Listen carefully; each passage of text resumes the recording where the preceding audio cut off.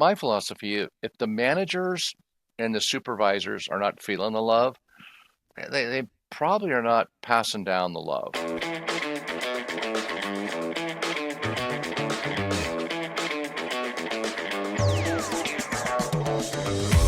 Hello there, it's me, Steve Meller, and welcome in to Growth Ready, the podcast that allows high performers to reveal the reality behind what it means to ready yourself for growth, the personal and professional challenges along the growth journey, while also allowing the high performance executive coach in me to satisfy his curiosity toward what drives optimal performance.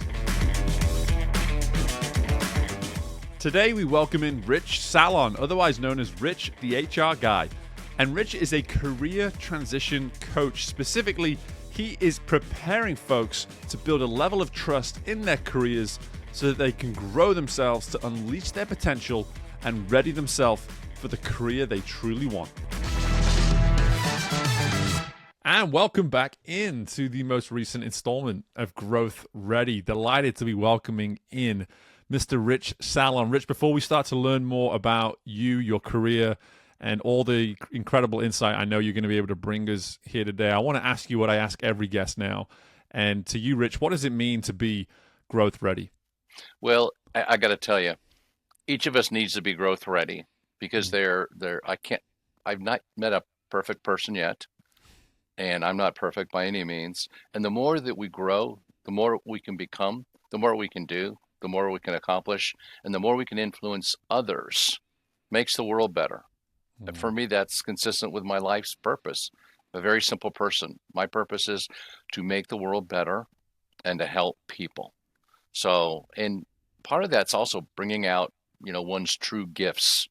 So some people discover that by accident, they're gifts, and other people discover it through very deliberate thinking and evaluation. So I used to be kind of a hardliner for a while, for a couple of years, and say, growth is not an option. We have to grow, grow, grow, grow, grow.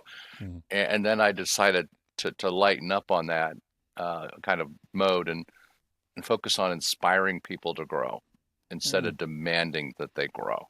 So it's been a big part of my life's journey, both personally and professionally.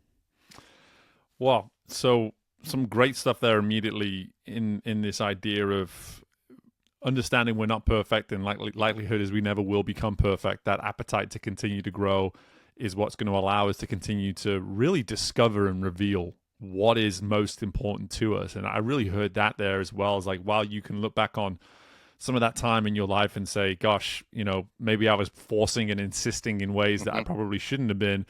And to come through that growth of your own, to now say, hey, how can I just be this facilitator? How can I now play this role of somehow being a catalyst in some way, shape, or form, but not a forceful catalyst, just a, hey, there's something here for you to consider. There's something here for you to maybe wonder about and be able to commit towards at some point over life. And it allows me to naturally segue into what you've spent the majority of your career in, and it's around people. Being Rich, you are known as Rich the HR Guy.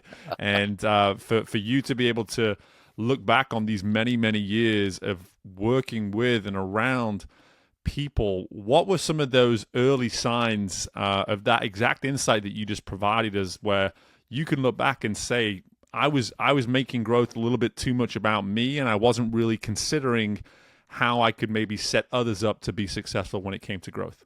Absolutely. The year was 2001. I was with the Home Depot. And by the way, the Home Depot is responsible for giving me that nickname of Rich the HR Guy at Stock. But 2001, we had at the Home Depot, I was part of the HR organization, and we had a new executive vice president of human resources. His name was Dennis Donovan. And I was invited to lunch with Dennis and about 6 or 7 of my peers. And Dennis sitting right next to me and explaining to us that for every extra discretionary dollar that we come across, we should spend 99 cents of it on leadership development. It's like, wow. That was an aha moment, a bit of a shock. And he explained why. And Dennis explained to us that we take care of our leaders, we help them grow, and that translates to them making a better employment experience for their managers, their supervisors, their frontline team members. And it was really, really an aha moment for me because as an HR professional, by that time, I was focused on, recruitment, benefits, the employee experience, known as employee relations, making sure the compensation levels. Um, I wouldn't say that I was moving stuff from the inbox to the outbox. Didn't feel like that, but the purpose to help leaders become better leaders, and that became my mantra for the rest of my career. In fact, I'm the person who reminds HR departments that your number one charge is not recruiting, benefits, compensation, leadership, leadership training. Those are all important, but the number one charge of any human resource department is helping leaders become better leaders. Hmm. It's that's it. You help leaders become better leaders, and that's when the magic happens. Things fall into place. And Mhm. so, I've been fortunate to work with some terrific organizations who also believe that. It began with the Home Depot, and I can also speak for the Circuit City, for the Penske organization, for the Lowe's organization, for the 7-Eleven organization, each of which I've been helped to build Mhm. during the course of my career. So I got to tell you, it's stuck with me all these years. There's this beautiful simplicity to it as well, and I heard that in the initial answer that you gave to Growth Ready, and then again in that answer too, is that there's no doubt that we as human beings, we are a very complex, complicated being. There's no denying that. I think anyone wants to try to argue against that, I'm sorry, you're going to lose that argument. But the fact of the matter is, for us to actually figure this thing out, whether it be a career or life, whatever it may be, if we can find a way to simplify things at times, it seems to just have this truly, you know, truly incredible impact. And that's what you've said there, is that for you just to simply hear from this individual Dennis and say, hey, if we're just investing 99 cents of every additional dollar that we're making into our leaders so that they can be in a position to perform at a better level, the knock-on effect pays for itself, right? It pays for itself. I mean, that's what I'm hearing there. Absolutely. And the other issue I would advise, help leaders become better leaders, but also make it easier for them. Help Mm. them facilitate, help them be able to do their work and lead the people. Again, I've been an employee of corporate America my entire life, and it's very easy to make things more complex than it needs to be. So sometimes we need to push back a little bit on a new procedure, possibly. Possibly we need to help people understand that even though we showed them or we trained them, doesn't mean they get it. Because in Mm. any corporation, there are so many moving parts. And so we're talking to a manager who just didn't do something right, technically, and everything can be fixed. But don't chastise the manager for not doing something wrong, because our expectations of leaders, to me, is unbelievable. I don't believe there's such a thing as an overpaid leaders, because it's things we ask of our leaders to develop our people, meet business objectives, meet top line, meet bottom line. It's amazing. So make it easy for the leaders. Mm. If that's about catching them doing things right, or creating processes that are more streamlined, um, do it. It'll Yeah. pay dividends. I've no doubt. And again, going back to that simple formula of something that's coming through here is this: hey, be willing to ask the right questions and be willing to keep communicating until understanding is truly established. Just to be able to say well, because it is too easy, right? And again, you've been very much exposed to corporate America more so than myself. But these are the stories that I hear: is that we come together for minutes, sometimes hours at a time, and so much information is shared, and people just say, "Any questions?" and no one asks a question, and everyone goes on about the rest of their day, and then we wonder why then 24 hours later, a week later, a month later, mistakes happen because we didn't just say, instead of me just taking everybody at their word of saying, of being agreeable, what if I was to really challenge them in that moment and just make sure that they understand? To Hmm. take that extra 5, 10 minutes just to ensure that it's not going to come back around in a day's time, a week's time, a month's time. For you, how has that experience been for you? Like, what does that added effort look like just to ensure that understanding has been established? Yeah. So I will. There'll be times I will ask the person to paraphrase back to me. This is what we talked about. Just to check for understanding, Mm-hmm. and that's probably a little on the formal side to ask them to paraphrase, but uh, check for understanding. Ensure that they understand. Give them a chance to ask questions. Make time. Allow for mistakes because people are human, and we ask so much of people at any level within the confines of employment. Something you said earlier, being present. Mm. So in my role in human resources, I'm a field person, as we say. The Home Depot gave me the Western United States for the distribution centers, and Lowe's gave me nationwide responsibility for a lot of operations, and 7-Eleven gave me a multi-state, the Mid-Atlantic, and Penske gave me the Southeast United States, and I couldn't be in all locations at once. So it's taking advantage of the time that you're with the team members, from the frontline team members up to the location manager. Make good use of the time. I caution people, be careful about the value that's put on this thing called the telephone and this thing called Zoom. It's good, it's helpful, but I think where the rubber meets the road is in person FaceTime. Yeah. And you dedicate the time to the person. First thing you're doing is by being present, you're making the person feel important. Um, and that speaks volumes. Making a person feel important, taking the time, giving them the time. Don't go into a location 3 states away and sit on your computer and attend conference calls for 6 hours and say what's for lunch. Make the time count.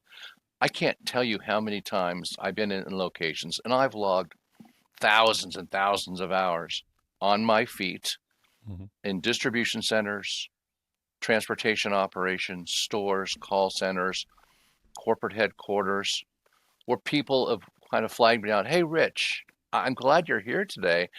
I probably wouldn't have called you about this, but since you're here, you got a couple minutes?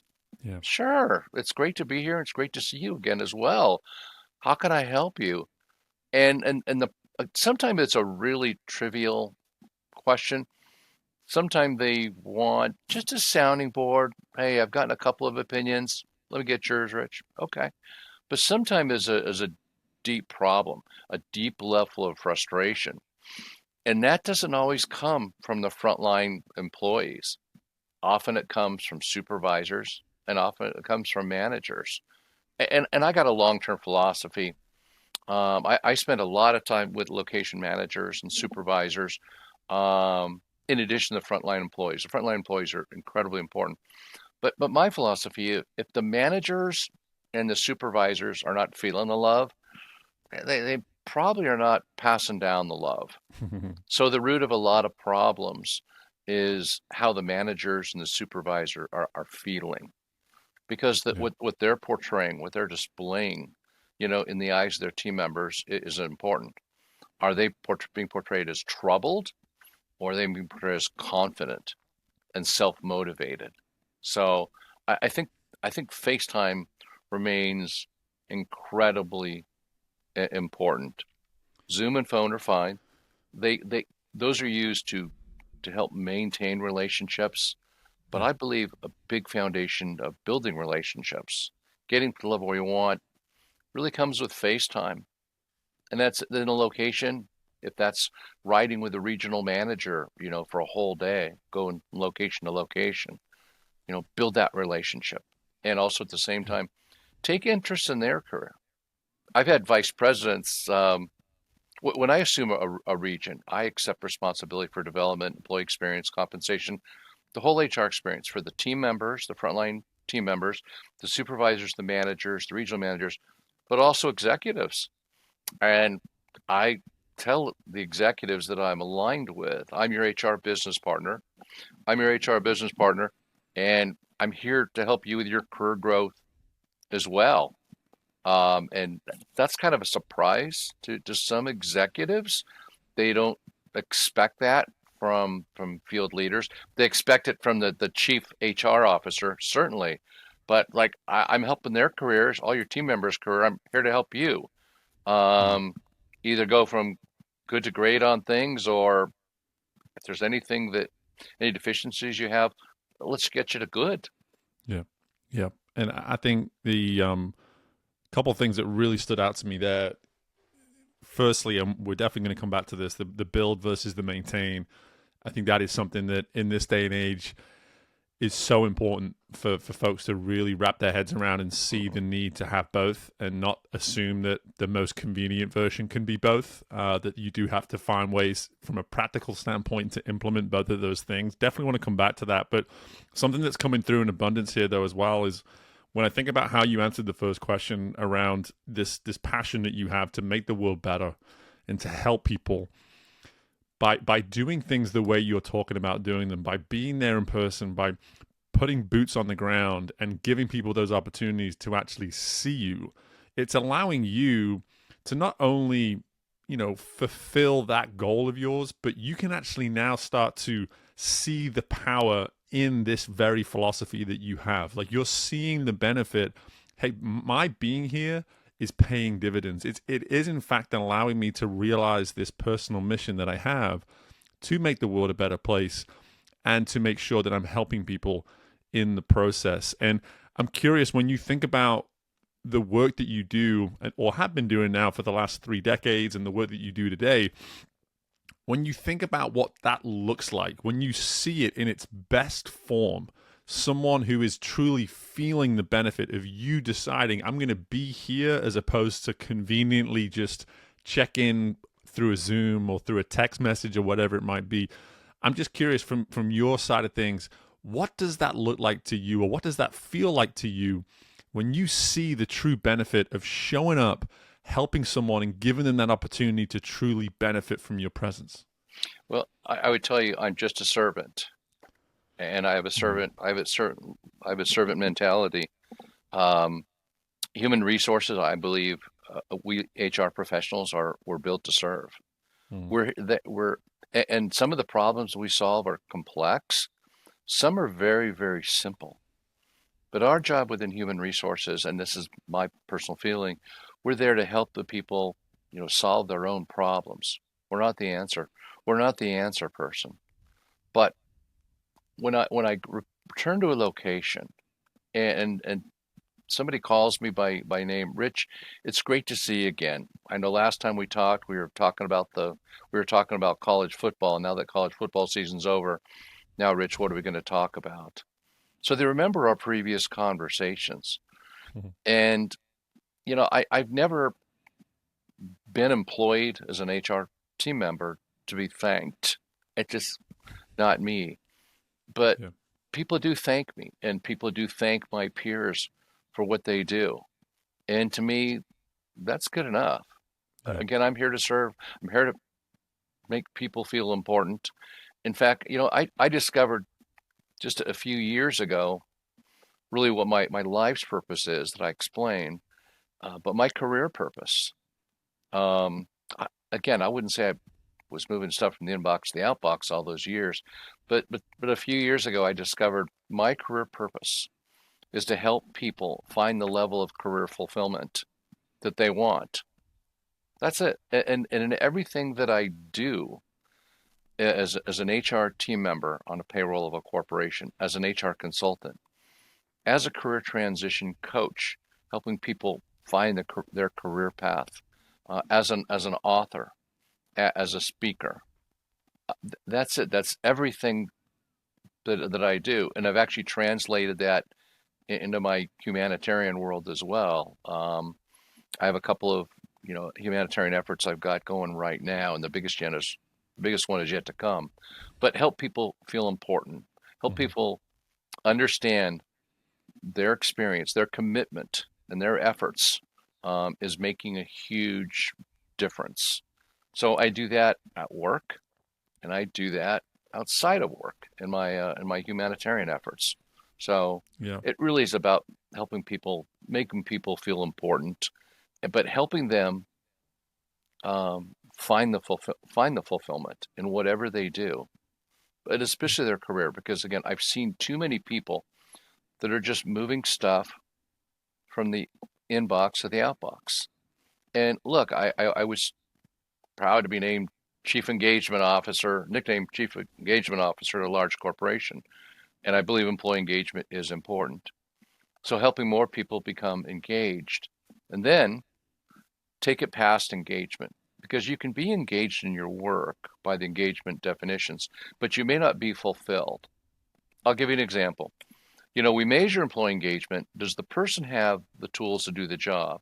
Do they have the resources to do the job? Do they understand how their activities fit into the organization's objective? And because of that, are they willing to give discretionary effort? So that's how we measure engagement. Employee engagement nationwide within our great country still is reported to be about a third of the employees. It's not very Hmm. high, not very flattering. Yeah. And a person can be engaged without being fulfilled. Fulfilled is like engagement on steroids. Right. Does the person's work give them meaning? Yeah. Is it aligned with their career purpose? Does it give them a chance to help others and make their stamp on the society? Does it give them a chance to leave the legacy that they want to leave behind? So here's engagement and here's fulfillment. My personal mission, my personal goal, help the world understand. Don't stop at engagement. Go for fulfillment. Yep. Absolutely. And right back at you.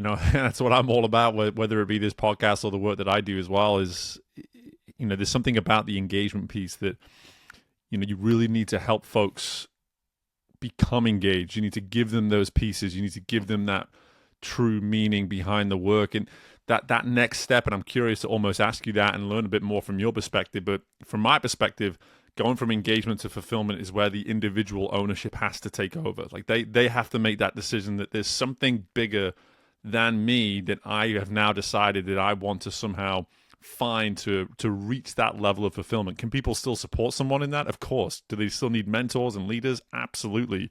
But there's almost that level of like, hey, now that I've tasted engagement and now that I know what it means to feel engaged, I think I'm ready to grab this thing myself and take ownership Yep. for it too, and find that next level, which is in fact fulfillment. How do you sort of see it? Yeah. So I find most people haven't identified their purpose, their career purpose. Mm, Why do they do what they do? Some people it's because that's how they were educated. Some people feel it's paid the bills. It's put the kids through college. It feels good. It feels right.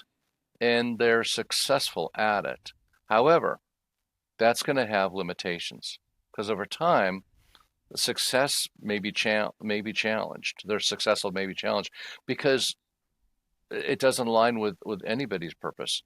So somebody taking the time, making the time through deliberate actions, figure out what their career purpose is. Figure out what their career purpose is. They can align what's important to them and work towards it. Because I believe that success without fulfillment is failure. hmm So it starts with a purpose. Identify how you're going to be fulfilled. Get there, and you're going to do it with passion, and you're going to do it with enthusiasm. The success will follow. Yeah. So again, purpose, fulfillment, and success is the best is the formula in my opinion. And I don't fault people for not doing this, Sure. figuring that out, because we live and work in a very, very busy world. We have demands. We have to. Most of us execute and not strategize. Um, it it it just is, and we get caught up in busy stuff. This thing called email and texts and phone calls, and almost everybody has a boss, and we're supporting the boss's mission too. Yeah. And if we have direct reports, that's a whole nother world. We've got to support their mission. We've got to support them. Hmm. So, and I'm a servant by trade, but I also believe we're a servant leader. Hmm. I applaud anybody out there who's leading people, and figuring out how to motivate people, because leadership is not a one size fits all. Right. It really is a one size fits one, Hmm. in my opinion, because everybody has different needs. Susie's needs are different than Johnny's, which are different from George's, and which are different from Brenda's. So, as a leader, how do you get the best work, the highest level of motivation out of all of them? That takes a lot of deliberate thought, because you can't, as a leader, you can't say, oh, they'll find it and they'll probably find it by accident. I got my own stuff to do. Hmm. Well, unfortunately, that's not reality. Leaders really don't have their own stuff to do. Leaders need to set the table. Yeah. And again, the servant leadership model, you walk in, you start your day, you make sure the table is set. You make sure everybody has what they need to do their job. And if you're the next time you'll look at your watch, it's 11:30 in the morning, and you say, I haven't even touched my email. Guess what? That's okay. Somebody would need you badly enough, they would have called you on your phone. Yeah. So set the table, take care of your team members, make sure everybody else can do your job before you focus on specific tasks that you deem important. So Yeah. again, it comes back to taking care of others.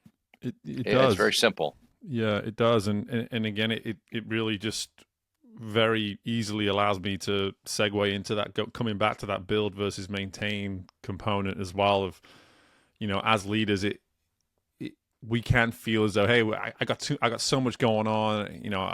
The best I can do is just kind of maintain this and maintain that. And I think for any leader to really sit there and say, okay, if I'm going to be really honest with myself in terms of what I need and what I'm expecting from others around me, I have to build. I have to find ways to build. I have to build camaraderie. I have to build rapport. I have to build trust. These are all things that need to be built, and you don't get to just take a step and then assume that you can maintain it and it's Hmm. going to somehow be optimized in that process as well. I'd love for you just to maybe pull from, your own journey and your own story when you think about some of those lessons that came through, or maybe a lesson or a moment in your life, in your career, where you saw the true benefit of the building philosophy. And I know you obviously alluded to it before with being boots on the ground and being in some of those places. But at the same time, I have to assume that there must be so many accounts over the years that maybe you can identify one or two here for us now of just the importance, and just to really make that abundantly clear to anyone listening that, hey, if I'm in any role of leadership, to maintain cannot be the way. Building must be the way, and maintenance is something that will probably be something that I use when I need to use it as well. Absolutely. Well, I was in a very unique position where I was frankly tasked with building hope. Um, Hmm. 2009, January 16th, 2009, Hmm. Circuit City was forced to go into bankruptcy liquidation. I was part of the 34,000 team members at Circuit City that day who were informed that we're all going to be out of a job. And I was asked to stay on. We had 1,700 people at corporate, and two of us were asked to stay on till further notice to help wind down the company. And 1,500 corporate team members started their full-time job search, which is great. We didn't need 1,700, just need 200, and I was selected. And they asked me to come. They asked me to close down the distribution centers. Okay. And then close down the service centers. Okay. So I appeared to have my marching orders. And then a couple of days they came to me and they said, Rich, we got another one for you. It's like, I'm here. They go, Rich, we need you to kickstart the job search. for the 34,000 people nationwide at Circuit City who are now going to be out of a job. Like, okay, uh, you had me at hello. I'm on it. Yeah. And in January 2009, by the way, three other large corporations in Central Virginia were also going out. So it was a bloodbath in Virginia, but it was also a horrible time nationwide. It was unbelievable. And the gold standard for any corporation going out of business back there in 2009 was you went before your employees and you explained, we're sorry we're going out of business, start looking for a new job, and we'll try not to screw up your W-2 form when you get it from us next year in the mail. That's all anybody did. Right. So I had a chance to send a message to every corporation in America that says your responsibility to your employees does not end the day you announce liquidation and that they're going to be out of work. And I didn't do it with my words, I did it with my actions. Created some two job fairs where we had 80 companies the first day and 60 the second day, flying in from different parts of the country to meet with our team members, to get in front of our team members. And this is at a period when there was no jobs. It was just ugly. But I bragged about our talent, and I used social media to brag about our level of talent at Circuit City. And it wasn't false bragging. The amount of talent at Circuit City on that final day was still amazing. Mm. And by the way, me and many others have said we have not seen the level of talent in our future employers past January 2009, that we had at Circuit City at the end. It was amazing. People stayed. It was just truly amazing. And so I gave the shirt off my back. I put my own job search on hold, and I would do it again in New York Minute because I wanted to dedicate my efforts to the 34,000. And we started a job posting program. Companies throughout our country began hearing about this. That we had created a funnel to push jobs out to our 34,000 team members. So I'm answering the phones and pushing the information out. And look, I was honored to be you know uh, one of the heroes of the economy by Mm. CNN that year. And I was written up in Sherman magazine. I was interviewed by a pilot of agencies, and all that was flattery, was nice. But I had an opportunity to give people hope when they thought there wasn't any. But at the same time, send a message to corporate America that said, to show them with a little creativity and no resources what you can do for your team member. Mm. So I took that opportunity and gave people hope, and gave people a hope when there apparently wasn't any. And the good news for me, fortunately, it turned out to be a blessing. I thought I was destined to be Rich the HR guy in corporate America for the balance of my career and hanging up one year and retire. For me, it sent a message to me that I was just destined to help people with their career search. And so for me, it created a second dual career. Beginning in 2009, then I helped people after work and on weekends with their career search, with Mm. their job search specifically.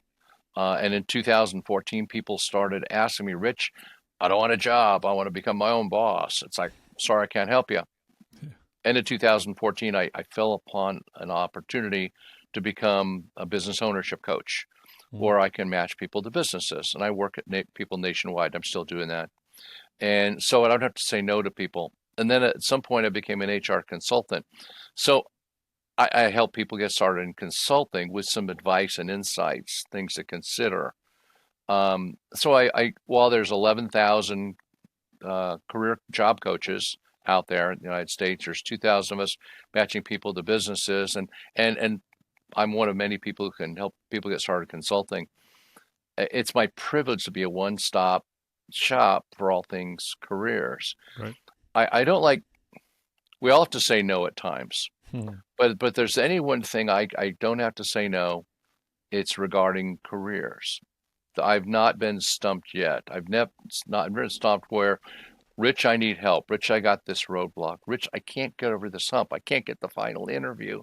Rich, I'm getting terrible job off. I've never been stumped. Yeah. So Yeah. what was January 9th, 2000, January 16th, 2009, Circuit City orders bankruptcy liquidation. Um, I made the best of it, and and I can only hope the other 34,000 came out of it as good as well as I did. Sure. But Sure. again, I realized that my world doesn't, and helping people professionally does not stop on being on the payroll of an organization. I can help people on Saturdays, I can help Sundays, phone, Zoom, nationwide. I help them Yeah. in any way possible. So Well, I think I've been truly been blessed. yeah, and gosh, I really appreciate that story.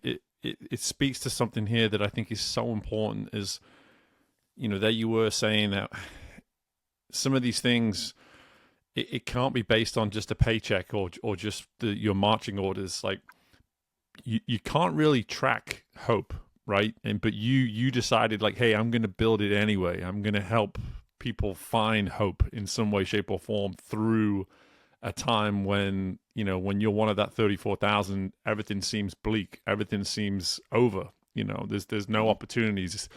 How can I possibly move forward from this? And you decided I'm going to try to build something here that, from that story as I'm listening to it, it doesn't sound like someone said directly to you, and we're going to measure it, Rich. We want to see how much hope we can create in these 34,000. You sort of looked at the opportunity and said, this is where I can actually incorporate and build something right now that otherwise people wouldn't necessarily expect or have the opportunity to receive. And I think this is really an important message to people listening is when we talk about a growth journey, especially one like this, Rich, where you're such an integral part of many people's growth journeys going on around you as they're happening, that it can't always be about looking for something that's going to have some sort of direct, tangible return. It can't be that simple. Right. There's always going to be something that goes a little bit deeper than that. And if you're in this for a tangible return, you're probably in it for the wrong reasons. Like to understand that, hey,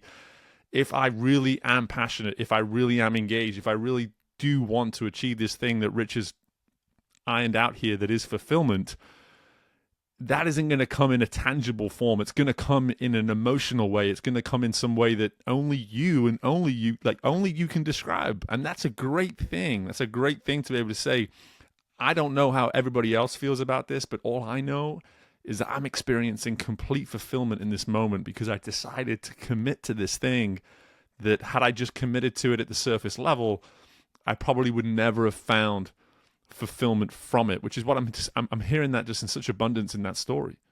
Yeah, it was a fate, or I was just blessed to be asked to take on that responsibility at Circuit City. It could have gone to any of my peers, but it went to me for whatever reason, Mm-hmm. and I've continued it because we spend an average of 90,000 to 120,000 hours at work in the course of our career.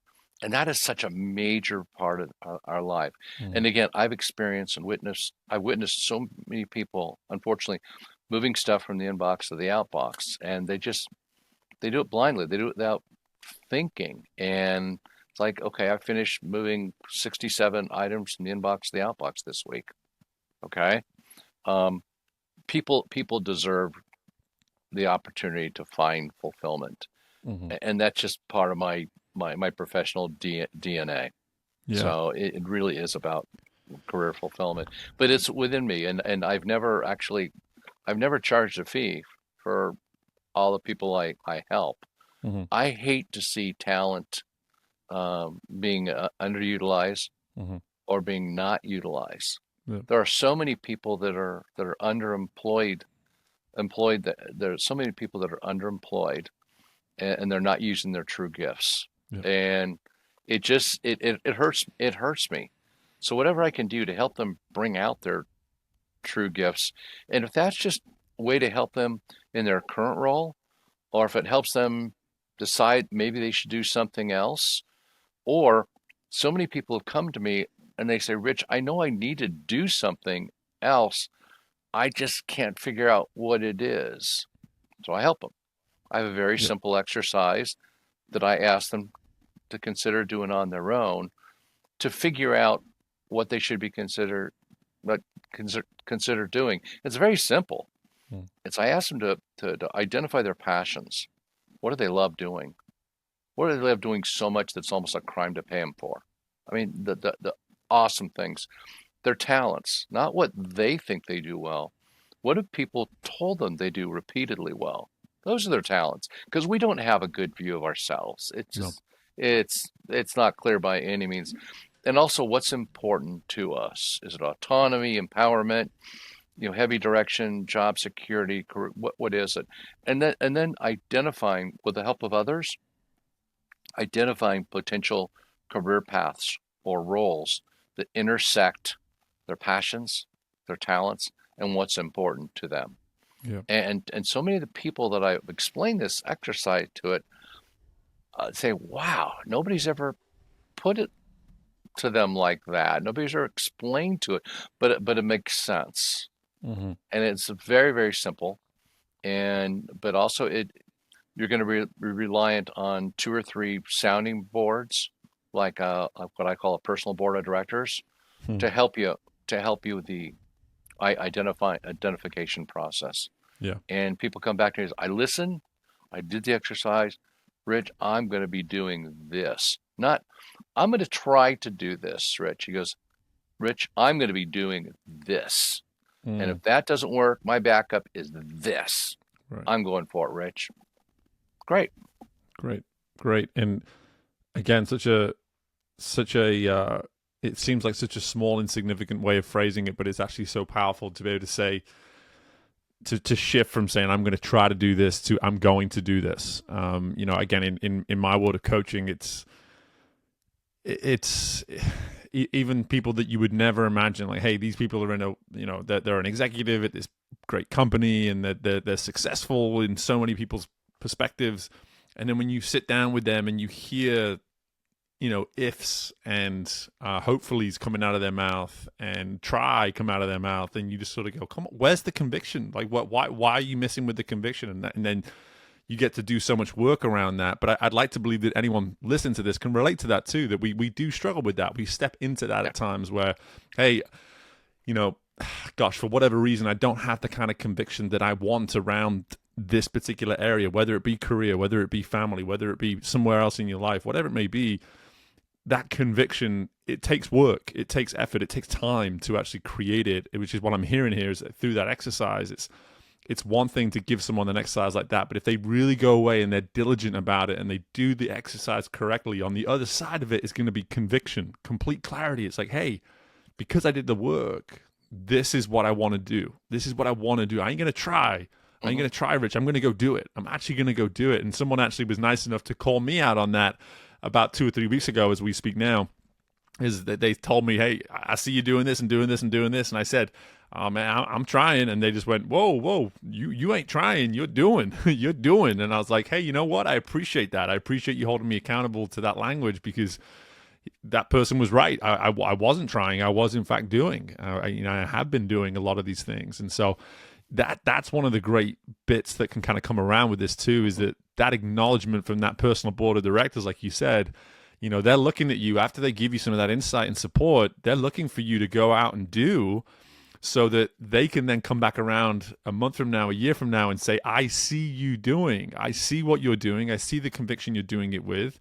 And I'm so happy to see it. Like, that's Yep. the fulfillment piece, right? You're right. I help people understand hope is not a strategy. Mm-hmm. And very simply put, I didn't invent that line. Yeah. But the other thing, to your point, is moving people from I should to I will. Mm-hmm. Because it's so easy to get caught up in yeah, I know I should do this. I should do this. I should do that. I should do that. Move it from I should to I will. And often it takes some real deliberate thinking. Maybe you're going to a fishing trip by yourself over the weekend, but also there's life experiences that help change us. I had I explained one of my life experiences that started in 2009 that where I became a career transition coach and I help people all over the country. I also had a life experience in 2015 that was unique. I was invited to my first Rotary Club meeting, and I was invited because one of the members thought that I should check out Rotary because he believed that all the North Carolina Rotary clubs would love to hear my kind of my speaking presentation. It's like, okay, so I was invited to the Rotary Club. These guys are cool. These guys are doing so. I never didn't know what they were.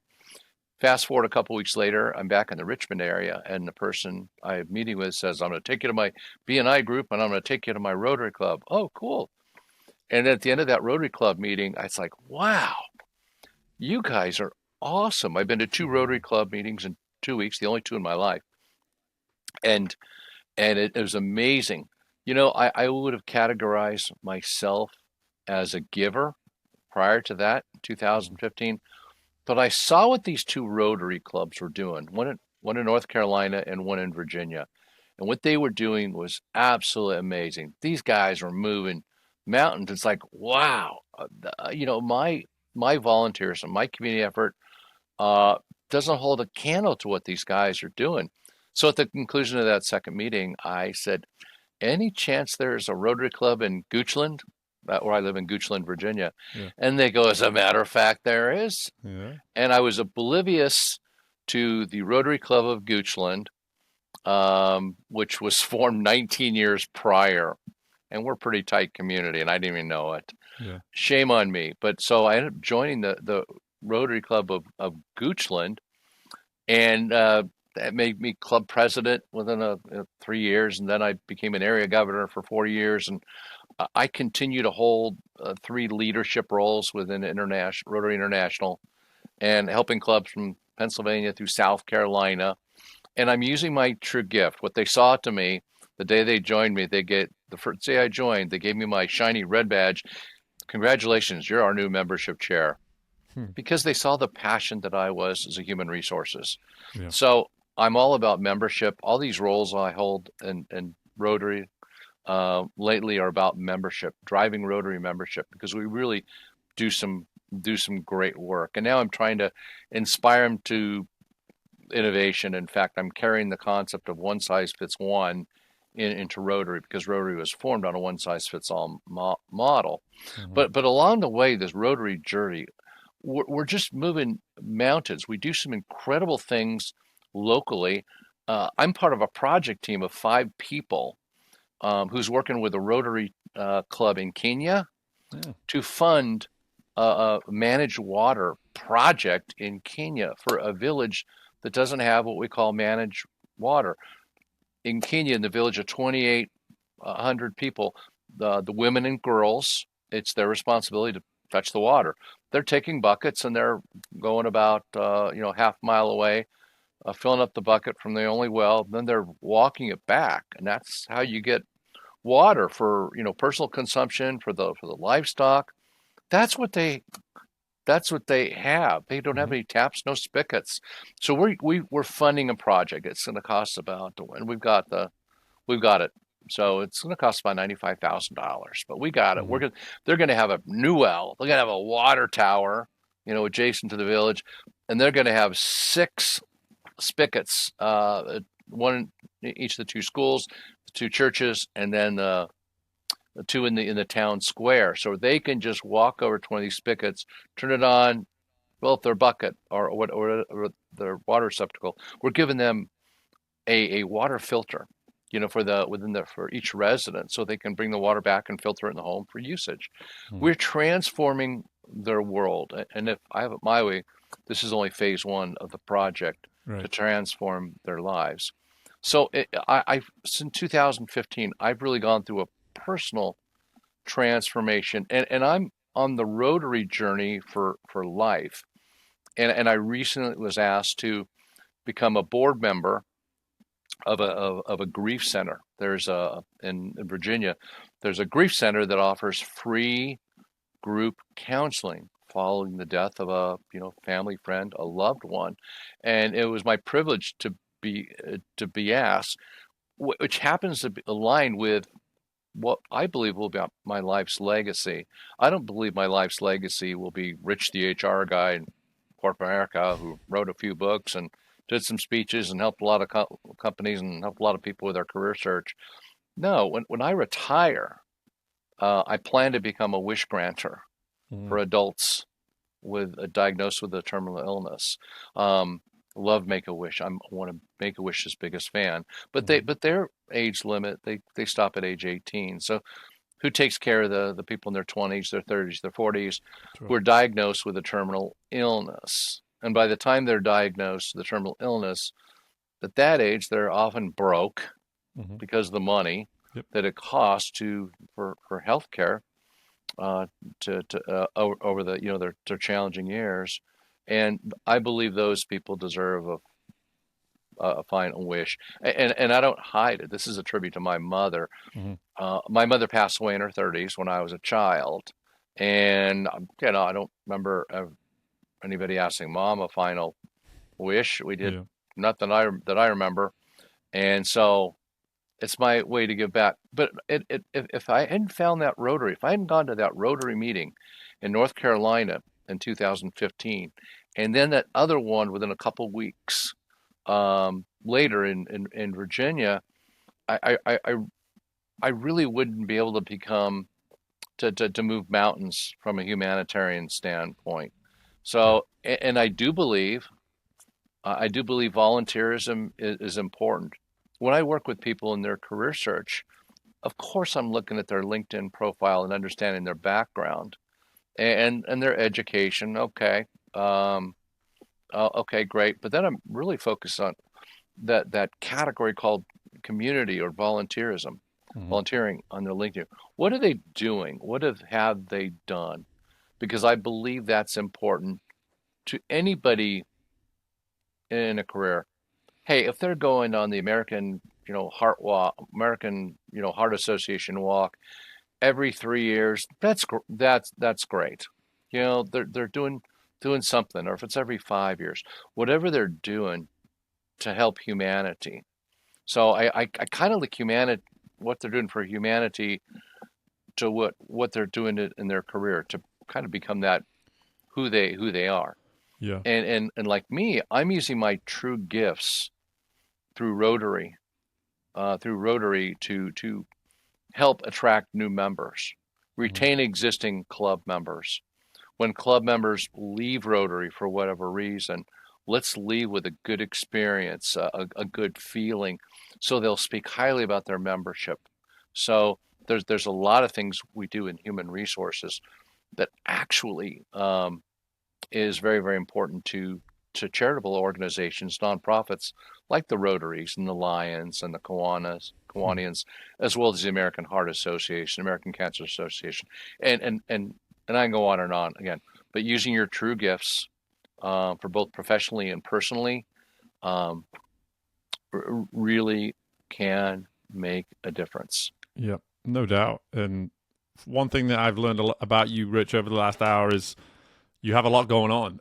You have a lot going on, and that's great. But something I really want to emphasize here in closing, it just you as you emphasize that throughout that insight there with Rotary is, you were brought to it out of chance in a way, but then at the same Mhm. time you were able to connect the fact that who you are and what your purpose was and where you found fulfillment in your work.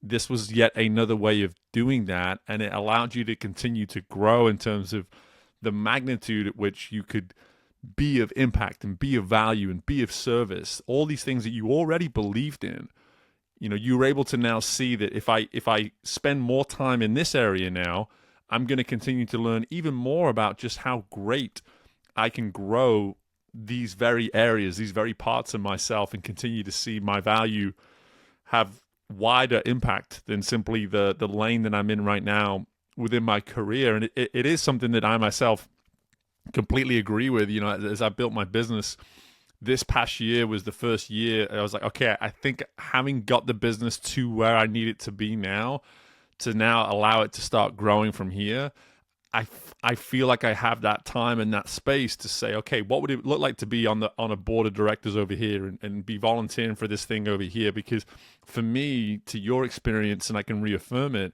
it allows you to walk into rooms that you otherwise wouldn't be walking into, to see how you can be of additional value outside of this. What you learn, it's actually a quite narrow lane that is your career. Like you think you're experiencing a whole bunch of stuff, and that you're so busy and you don't have time for this and all this. But when you just create a little bit more room, or you just add an additional lane where you can utilize those gifts and those talents that you have, what you get back is just so abundant. You learn so much about yourself. You then suddenly look at the way you even go about your career and your life in a different way, in a unique way, in a renewed way.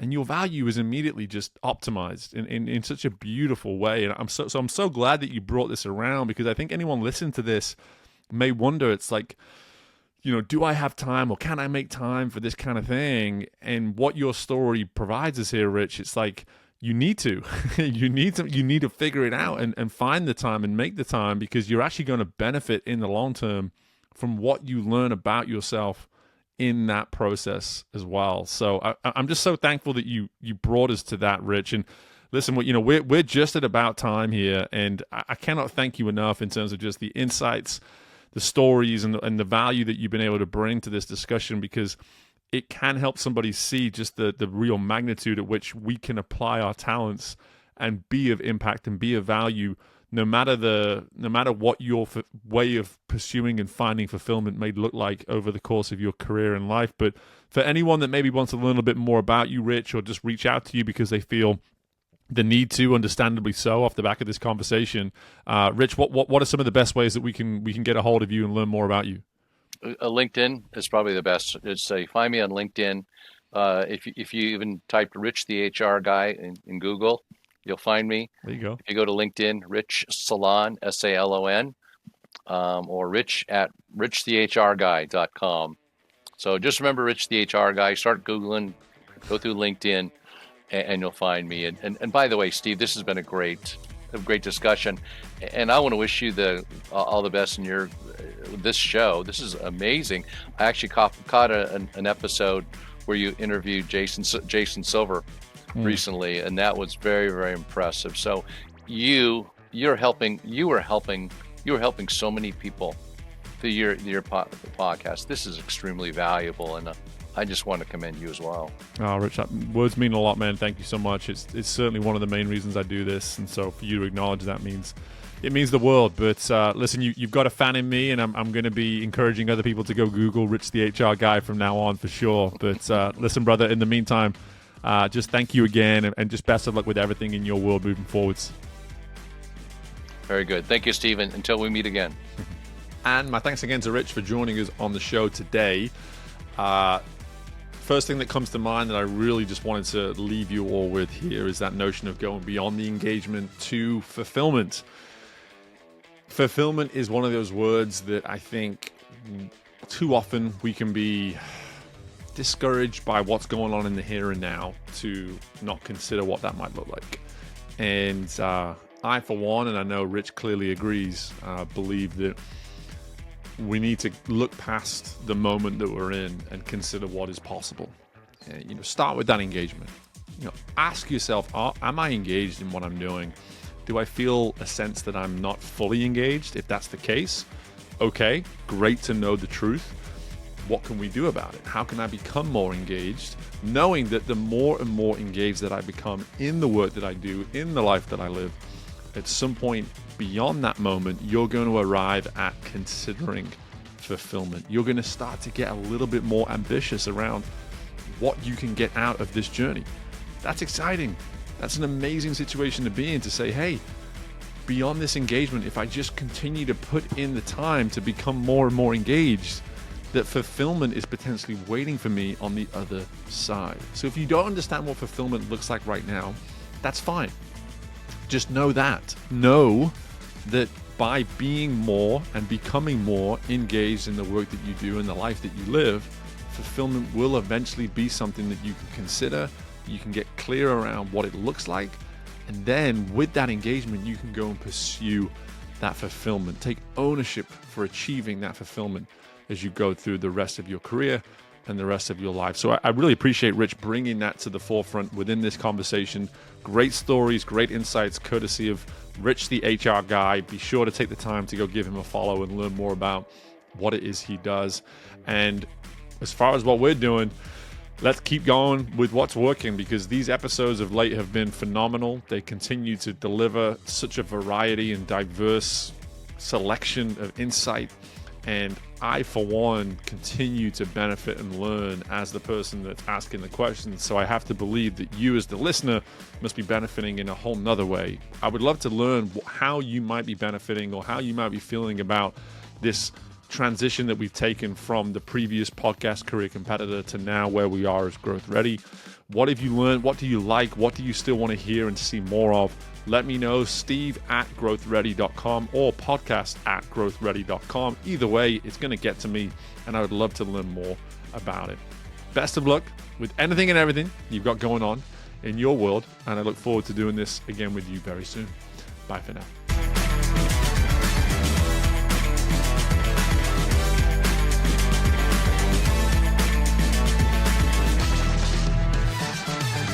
Thank you for tuning in to Growth Ready. If you liked what you heard and are feeling ready to grow, be sure to leave a 5-star rating, subscribe to the show, and share the episode with someone you know is ready to fuel their growth journey today. We love our community, so don't hesitate to reach out to us at podcast@growthready.com. And until next time, we are Growth Ready, and you will be too.